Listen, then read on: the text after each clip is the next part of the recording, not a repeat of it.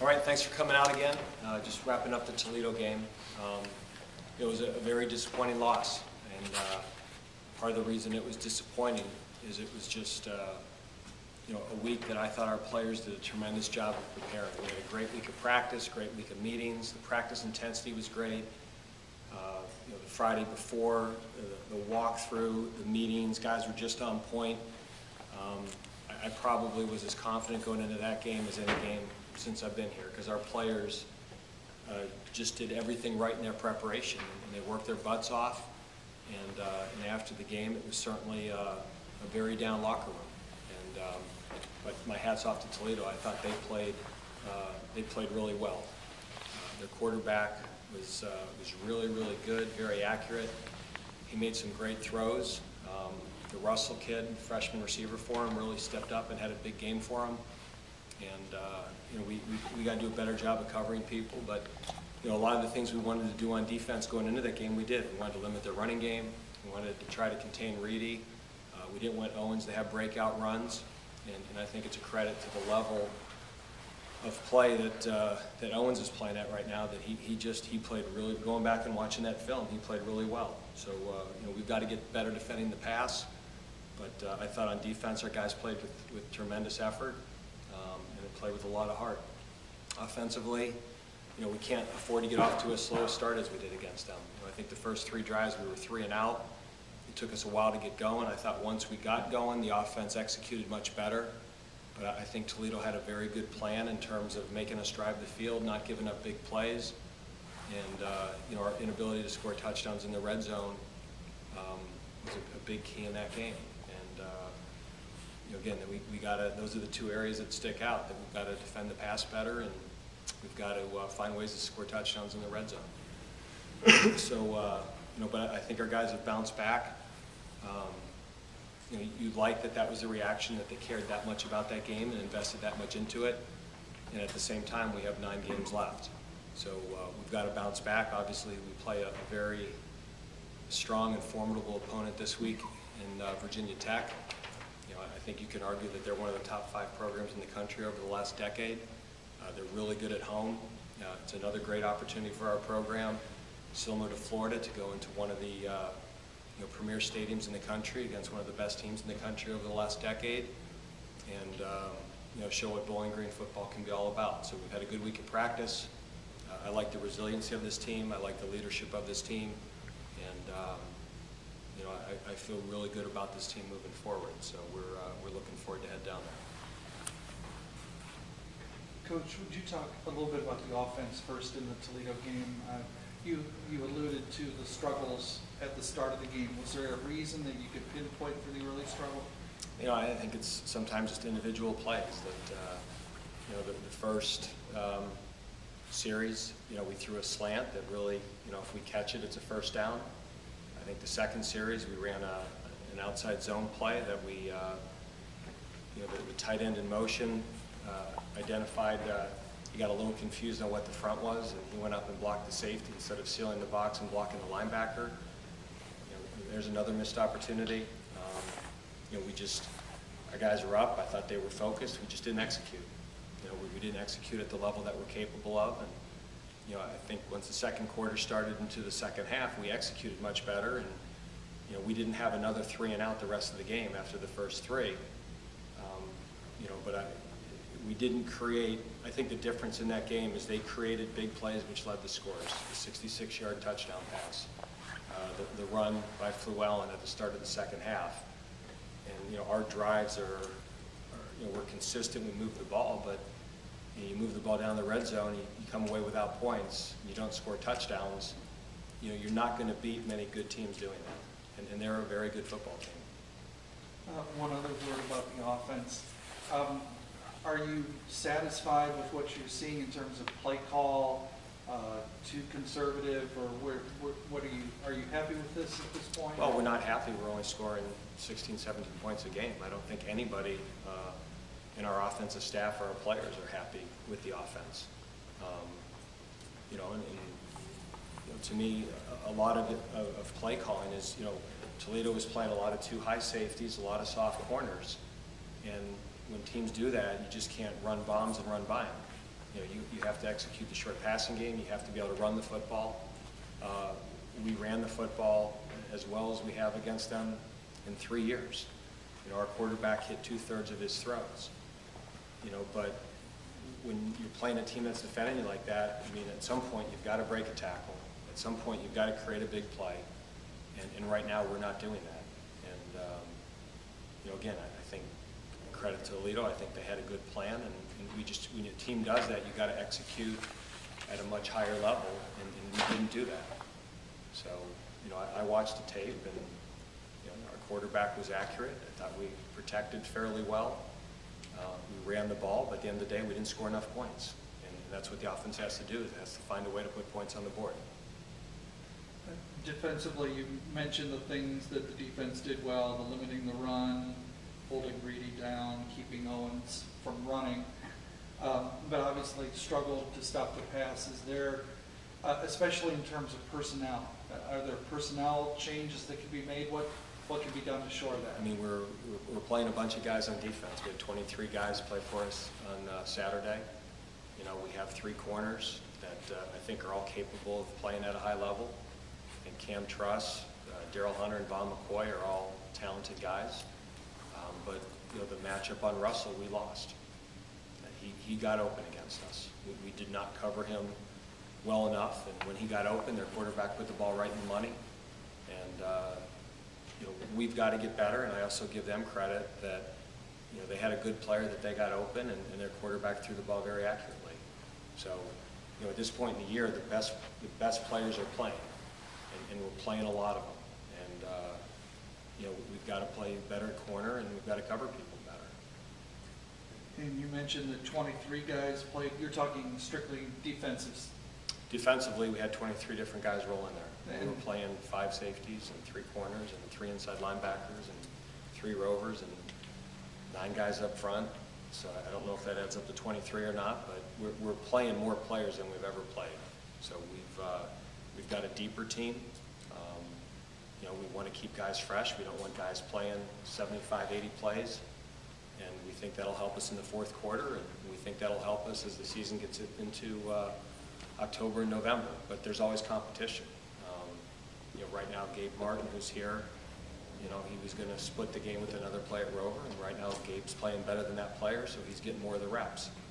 And that's just football. It's always competitive, and the guys that play better will play more. It does add up to 23, by the way. Awesome. My 3rd grade math teacher will be thrilled.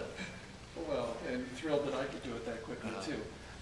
Was that consistent with the first 2 games while you guys playing? Yeah, we've really made an effort to try to play more players. We really, we've had depth issues for 2 years. We no longer have depth issues. In the off season, in the spring, and all summer, we talked about making a commitment to play more players, to play guys earlier in the game, for many reasons. And number 1 is looking at the past 2 years. We really felt as the year wore on, we really wore down on defense. I think both the last 2 years, we just had too many guys, Chris Jones and Dwayne Woods, and we had too many guys playing 75, 80 plays a game. And we were a very worn-out football team in November, and we don't want to be a worn-out football team. You look at why can't you stop the run in the 4th quarter. We've struggled with that for 2 years. And I think it has a lot to do with guys playing too many plays and too many reps. So we want to keep our better players fresh. If we spell them in the 1st or 2nd quarter, and then we get a higher production from them in the 4th quarter, in the long term, we think that's going to help us win games. And we have guys that are talented that are giving us effort. And if guys are talented and giving us effort at practice, we want to play them and keep them involved and keep them engaged. And I think that's, we're finally at a point program-wise that we have those numbers to do that. We've loved, we wish we could have done this for 4 years. This is the 1st year that we have those numbers, and we have 23 playable players. Talking about this week's game, how tough is it to prepare for Beamer ball and that style of football? Well, to me, when you say Beamer ball, to me it's fundamentally sound football. I don't know if anything they do schematically is really radical or abnormal. What he is known for is being a great fundamental football coach. They're very sound in the special teams. They're more than sound. block more kicks and more punts, and they returned a punt last week against Pitt. Every special team snap, you're on guard. You got to be really well prepared in special teams. They've been known to be a team on offense that runs the football, that's physical. And this year they have an added dimension with Logan Thomas, who's very, very talented, very athletic quarterback.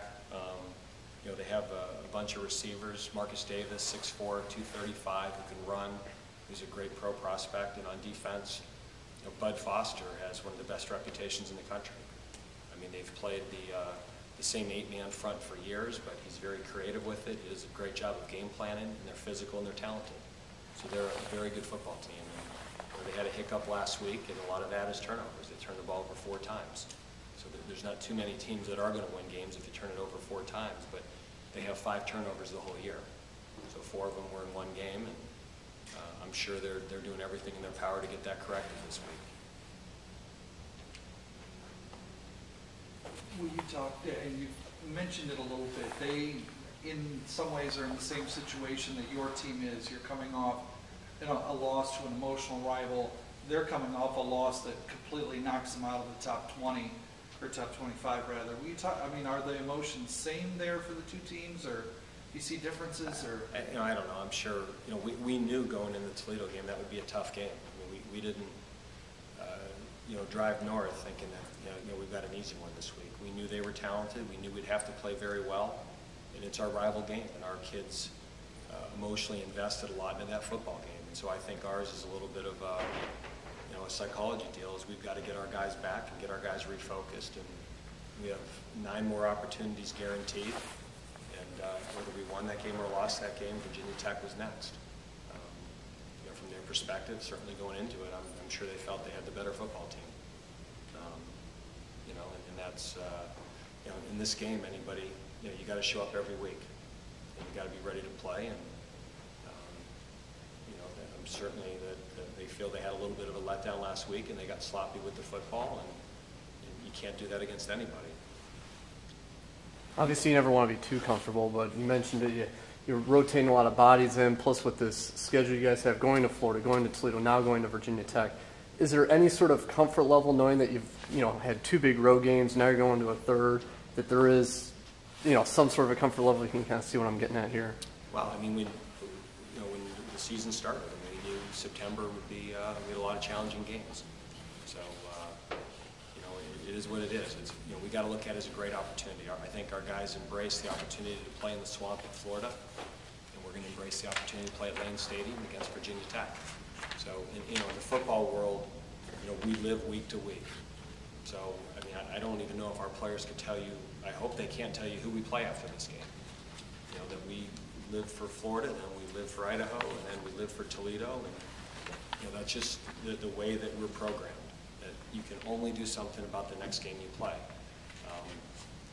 We've certainly played a tough schedule, but I think that's going to just help us down the line. We've played against good competition. We were 3-1 a year ago after September, and we knew we had a lot of holes, and it was a little bit of fool's gold. We didn't play a real strong schedule, I didn't think, last September, and we were 3-1. I certainly feel that this is a much better, much more talented, much deeper football team, and we may not have as good a record as we did a year ago, but I feel very comfortable that we're going to have a good football team this year. We need to play better. We need to execute better. There's no question about that. But the schedule's the schedule. So this is the Virginia Tech season. But do you feel better about this team, going into the Virginia Tech game? Obviously, you still have holes or issues you need to fix, but you've known the schedule for several months now. But now that we're actually here and you're going to Blacksburg, I feel good that our guys have showed up and competed and played hard in 3 games. I'll be the first to admit there's times over the last 2 years that I didn't think that we played as hard as a football team should play. And people can say what they want about Toledo in terms of emotionally ready and all that. Our guys are ready to go, and the effort was great. Our kids played their hearts out, and we didn't play as well as them. They out-executed us, and so our execution has to get better. We're not coaching effort. Our kids are playing hard. They're preparing hard, and I love our football team. I have no doubt that we're going to show up and play hard. This team has done that. And we've got to keep doing that, and I believe if we keep doing that, we're talented enough that, you know, we'll get the execution things squared away, and we're going to win some football games. When you were down in Virginia, in Richmond, I mean, did you and Frank have a good relation? I mean, did you talk to him? I mean, was it sort of a colleague-to-colleague thing, or? I mean, I'm not good friends with him, but certainly in Virginia recruiting circles, I ran into him a lot, and he is awesome. He is as giving to the high school coaches and the other college coaches in the state as any coach could be. They were a great resource for us, and he's been nothing but a gentleman and a professional in terms of how he conducts his business. And you know, I've asked him for advice when I was at Richmond a handful of times, and I thought the guy was great. So he certainly in the profession is one of the guys I have the utmost respect for. I mean, he does it right. He cares about his players, and the product speaks for itself. That he, you know, he is kind of the patron saint of football coaches building programs, because it took him a little while to get it going, but once he got it going, I mean, they've won 10 games, what, 8 years in a row? You know, and I'd be shocked if they don't win 10 this year. They're a very good team. They're very well coached. And, as a human being, as a person, you know, I don't know him that well, but all of my interaction with him has been nothing but first class all the way. He's a true professional. After Kyra Fuller went out with that shoulder injury last week, you could kind of see their secondary start to unravel a little bit. Players were playing the nickel that they haven't played before. So what are you hoping to take advantage of going into that situation? Because right now it doesn't sound like he's saying he's going to play, but with that kind of an injury, he's probably not. Yeah, I mean, Virginia Tech has recruited at a high level for a lot of years, and they've been in the same defensive system for 20-some years. I have no doubt the guy behind him will be a very talented player too. And you know, Pitt got a lead and they ran the football. And you know, Pitt did to Virginia Tech what Virginia Tech has done to people over the years: is they get ahead, they get a lead, and they run the football. And you know, Virginia Tech has never been a team that's played from behind very often. So I think they probably got out of their comfort zone a little bit, but they've got a lot of good players. I mean, the Fuller kid, if he plays, is one of the top corners in the country.